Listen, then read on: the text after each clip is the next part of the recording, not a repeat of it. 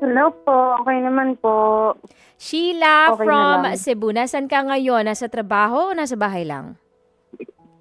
Ngayon po, nasa bahay po ako. Okay. Sinong kasama mo ngayon sa bahay? Mm, Yung mami, yung nanay ko po. Nanay mo. Okay. May asawa, may anak? Anak, meron. Asawa, lumipad. Agoy. Lumipad, ano? Tik-tik lang yan siya. Anak meron, asawa lumipad. Agoy. Ilan ang anak? Dalawa po. Ba't parang nag-isip ka pa? Dalawa lang pala. Parang napakarami mo namang anak. Dalawa po. Sa una kong asawa isa, tapos pangalawang partner isa din po. Pero ngayon, ikaw ay single na. Kasi sabi mo, Single na po lumipad. ako. Lumipad yung isa mong, yung asawa mo. Lumipad. Opo. Nag-alatik-tik. Lumipad. Buti hindi naiwan dyan yung kalahating katawan. Okay, Sheila. Feeling ko yun ang pinagdaraanan natin ngayon. Yung problema mo sa iyong naka-live-in partner. Naka-live-in partner mo ba? Opo. Okay, Yes po. okay. So, itong hugot na ito ay tungkol sa iyong naka-live-in partner, which is yung tatay ng iyong pangalawang anak. Tama? Yes po. Okay, sige. Hugutin mo na yan, Maring Sheila, para malaman namin ang iyong istorya. Go! Kasi po, actually po, umaasa pa rin naman po ako na baka lang one day, mauntog ulo niya, tapos bumalik siya sa amin.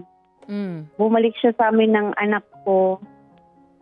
Bali po, okay naman po yung pagsasama namin nung una. Teka lang. Kaya Gaano tanggap kayo niya nga po. katagal nagsama nitong, ano pangalan nito? Anton po. Si Antoine. Antoine. Antoine. Pangalan pa lang, para talagang red flag na.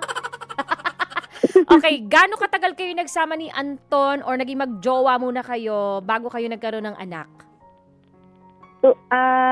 Magto 2 years po kami nung bago magkaanak. Okay, nung 2 years na yon okay kayo? Yung magto 2 years na po, yun po, hindi na po naging okay. Nung magto 2 years na kayo, hindi na kayo okay. Pero nagkaanak kayo. Oo. Nung 2 years kayo nagkaroon ng baby?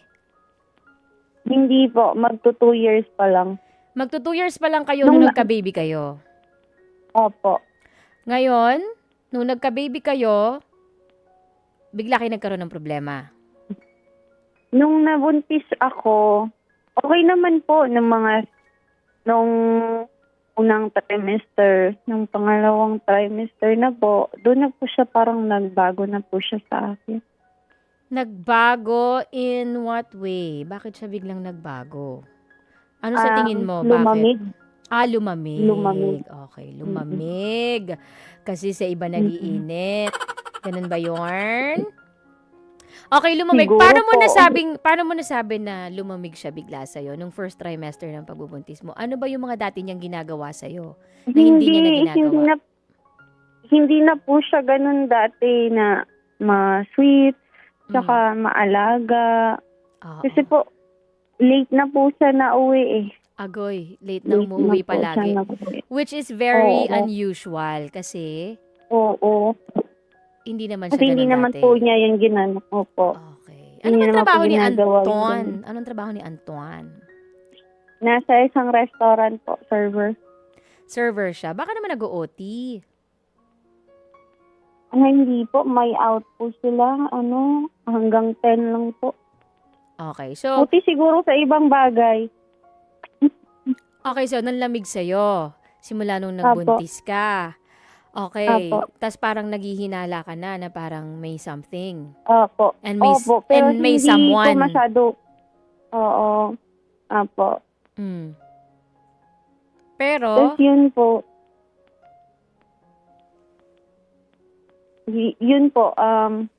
nung pinanganak ko na yung anak ko, mga 4 months po, yun, ako yung nakipaghiwalay. Pero gano'n lang po talaga yung babae eh. Parang paano-ano lang, kunwari hiwalay-walay, pero wala naman po talaga. Hanggang sa, Teka lang, nanganak ka na nito ha? Nanganak ka na nito. opo, 4 Okay. months na po yung baby ko. Okay, 4 months na yung baby mo, nakipaghiwalay ka sa kanya. Nag-decide ka makipaghiwalay. Opo, dahil po sa sobrang selos ko po. Pero may patunay po yung selos ko kasi hinahatid-hatid niya naman po. Bakit niya hinahatid? Para daw may extra money. Para siya hailing chururut. Habal-habal, Oo, parang ganon. Hailing Apo. app, parang ganon sa mga hailing app, di ba? Yung motorcycle hailing Oo. app, parang ganon. Parang Opo. sa inyo habal. Na ganon Oo, siya. pero ano yun? Isang babae lang. Ayun lang ang palagi niyang hinahatid, sundot hatid.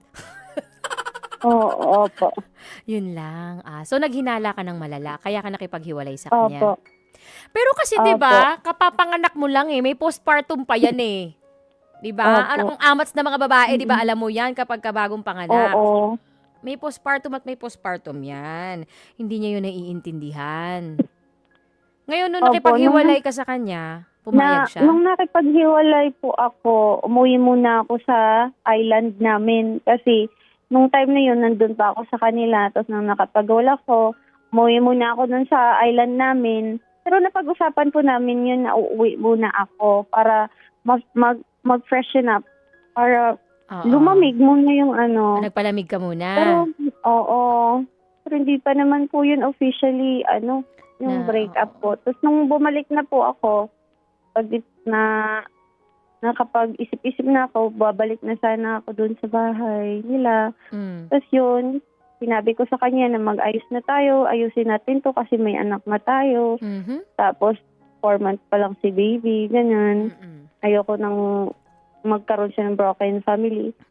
Ayaw niya na po. Kasi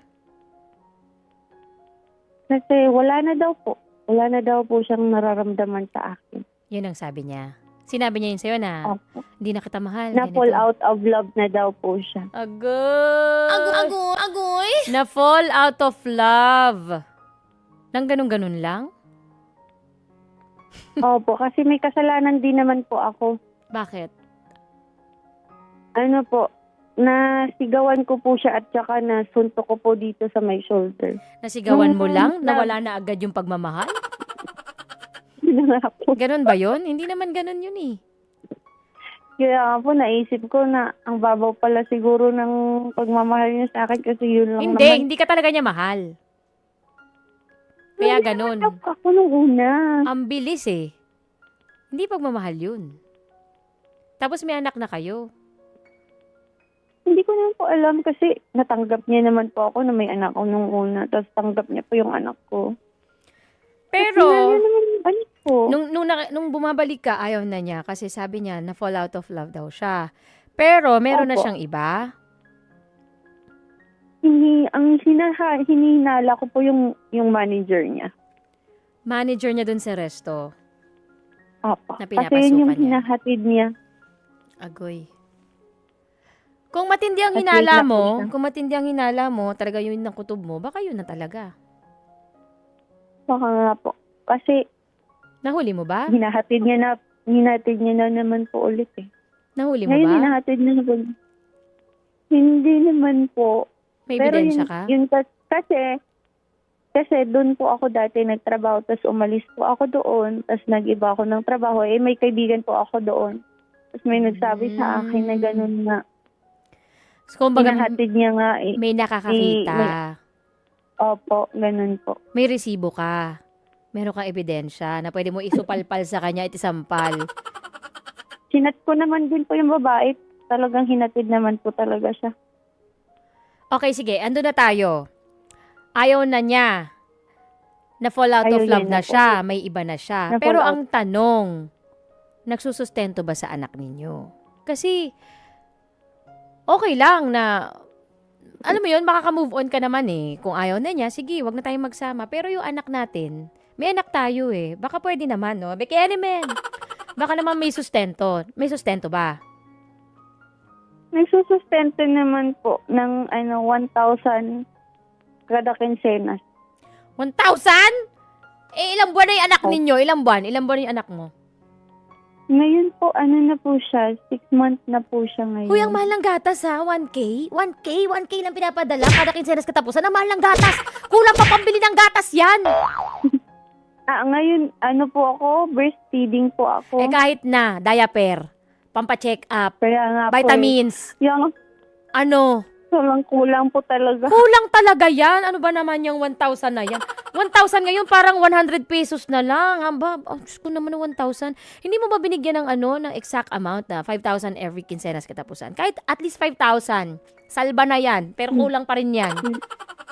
Hindi ko po inuobliga. Bakit Kasi hindi mo marami inuobliga?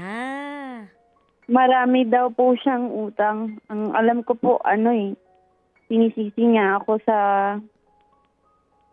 kamalasan niya daw ngayon na buhay. Sinisisi ka niya? Bakit? Opo. Bakit? Bakit ikaw ang malas? Eh, siya tong gumagawa ng kamalasan sa buhay niya. Di ba? May anak na Hindi naman siya. niya po yun dinirect sinabi sa akin. Nakita ko po hindi niya po alam na nabasa ko po yung chat niya doon sa manager. Pwede, kahit di direct ang sinabi sa'yo, sinabi naman doon sa manager, eh di sa'yo, patungkol sa'yo yun. Eh di ganun nga yun. 'Di ba? Ikaw ba ay umaasa pa rin hanggang ngayon Siyempre po. na magkakabalikan kayo? Nasaan ka ba ngayon? Nakatira ka ba sa kanila or ano? Meron kang tinitiran ngayon na malayo?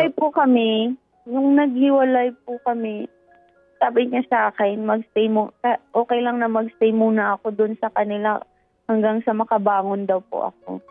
So, nagstay po ako doon ng mga siguro 2 months. Ganun. 2 months. 2 months ka nagstay doon sa kanya para hanggang sa Opo. makabawi ka. Bakit naman ganun? Ano Oo, to? sabi niya. Border? Nangungupahan? Eh may anak kayo? Hindi man lang niya naisip na ikaw yung nanay nung anak niya. Gusto niya din po kasi makita yung anak niya. Kaya nga siguro pina-stay niya muna ako doon. Pero may limit, 2 months. Hindi naman po ganun, hindi niya naman ako binigyan ng time, ng araw. Bali, sinabi niya lang po sa akin na okay lang magstay ka dito hanggang sa makabangon ka. Yung nanay ko nga po, nasasaktan na po para sa akin. Kaya, Alam mo, kahit di mo ko Pinauwi na lang nanay, po ako. nasasaktan ako para sa'yo. Oh, hindi mo ko nanay, hindi mo ko kaano-ano, pero nasasaktan ako para sa'yo, girl. Sheila. Ngayon ba, nagising ka na? Or tulog ka pa rin sa pansitan? na, Ano? Anong ha? nagising. Nagising naman po, pero syempre, bilang nanay, Oo. hindi mabuo yung Oo, naiintindihan ko naman. pangalawang trophy na po yun Yes. Siyempre, yung panganay ko po, umasa din. Nasasaktan din para sa akin. Nasasaktan din po siya. Naiintindihan ko naman yun na umaasa ka na mabuo yung pamilya mo. Kasi nga, nagkamali ka na nung una. Ngayon, pangalawa, umaasa ka na magkakaroon ka ng buong pamilya. Pero, hindi mo ba naiisip yung magiging future ninyo ng mga anak mo? Kung sakasakaling mapupunta ka sa partner na ganyan, magtitiis ka sa ganyan, magtsatsaga ka sa ganyan. Sinabi na niya mismo sa'yo na wala na ayaw na niya. Ipipilit mo pa rin? Umaasa ka pa rin? Isipin mo naman yung sarili mo ngayon. Isipin mo yung mga anak mo. Anong kakaharapin ng mga anak mo na buhay dyan sa lalaking yan na 1K na nga lang. Diba? 1K na nga lang ang binibigay dun sa anak mo. May naririnig ka pang kung ano-ano. Diba? Okay ka lang ba sa 1K? Kada kinsenas katapusan? Okay ka doon? May trabaho ka ba ngayon? Ngayon po, nakahanap po ako ng trabaho. Opo, 300 yung sahod kada araw. 300 kada araw? Opo. Sa tingin mo, sapat yon para matustusan yung dalawa mong anak? Tapos sa Pilipinas po talaga hindi po. plus 1K na pinapadala kinsenas katapusan nung magaling mong ex? Sino nag-aalaga ngayon sa anak mo pag nagtatrabaho ka? Yung nanay ko po, sa kanya ko po iniiwan. Mm. Tapos yung panganay ko naman doon sa pinsan ko po. Okay. Anong gusto mong marinig na masasakit na words? Charing gola. Anong gusto mong payo? Anong tanong mo sa akin? Kung ayoko nang magbigay ng kung ano-anong mga salita kasi iniingatan ko rin yung mga masasabi ko sa iyo kasi alam ko naman yung nararamdaman mo ngayon ay hindi madali yan. Ano na lang ang gusto mong sabihin ko sa iyo? Anong gusto mong payo ko sa iyo? Anong tanong mo? Na sa tingin niyo po baka magbago yung utak mo. Nino? Yung lalaki, baka lang na, baka dahil lang siguro kasi nasaktan ko siya kaya ganun. Anong gusto mo? Babaguhin ko yung Sa utak tingin niya? niyo po. Girl, alam mo, kung yung lalaki, meron talagang plano na bumuo ng pamilya at buuin talaga yung pamilya nyo. Kasi nga, di ba, nabuntis ka na. May anak na kayo. Una pa lang, buo na dapat yung desisyon niya na, eto yung pamilya kong buuin, magsusumikap ako dito. Gagawin ko lahat para maging mabuo tong pamilya na to. Ay, iingatan ko to kasi may anak na ako. Ito yung nanay ng anak ko, ito yung anak ko. Gagawin ko ang lahat para sa inyo. Kung sa umpisa pa lang, desidido na siya. Gagawin niya yon umpisa pa lang. Hindi na siya para maghanap pa ng ibang babae. At hindi na para pasakitan ka ng pasakitan ng ganyan. 'Di ba? Kung gusto niya yon nung una pa lang, ginawa niya na. Kaso hindi Sheila, ayaw niya. Hindi dahil sa nasaktan mo siya ng pisikal, hindi dahil sa may nasabi ka sa kanya masama. Ayaw niya talaga. Kasi kung gusto niya, gagawin niya lahat. Ayaw Hindi na mababago yung utak nun. Mabago man ang utak niya, make sure na huli na. Kung mababago man ang utak niya, feeling ko, naka-move on ka na. Ganon katagal, Mare. Ganon ka-imposible. Kaya nga makamove on. Makaka-move on ka niyan, Mare, kung iisipin mo ang sarili mo, magpo-focus ka sa sarili mo, magpo-focus ka sa mga anak mo. Alam ko mahirap, pero wala tayong magagawa. Alam nga naman ipilit pa natin. Magmakaawa tayo. Wala ka na nga mapapala 1K na nga lang ang binibigay sa'yo. Tapos ikaw aasa ka sa 300 mo na sweldo kada araw.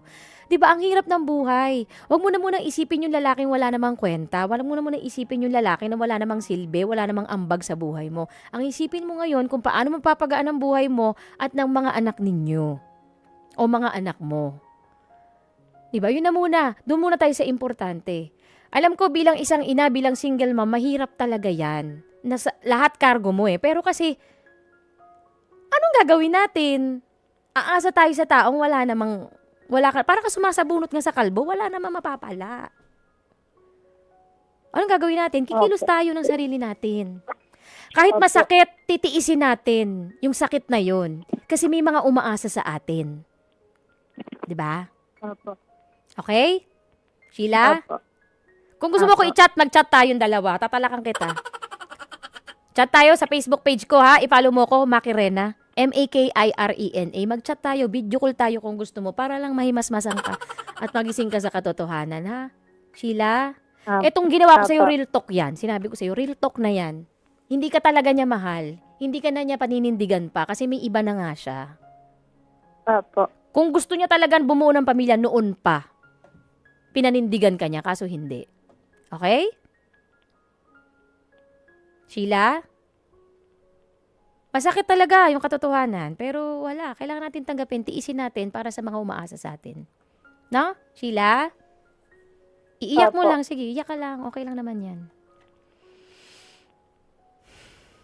Okay, maraming salamat, Sheila ng Cebu, para sa ating makihugot. Tawag ka lang next time kung meron ka pang gustong katanungan, ha? Mga kapatid, patuloy po kayong tumutok sa 105.9 True FM para sa totoong balita, impormasyon, music, and entertainment. Mag-subscribe sa aming YouTube channel at podcast at sundan nyo kami sa Facebook, Instagram, X, at TikTok sa @TrueNetworkPH. Bisitahin din ang aming website sa truefm.ph. At panoorin din po kami sa True TV sa Signal sa Channel 19. Kami ang 105.9 True FM. Laging true sa'yo, kapatid!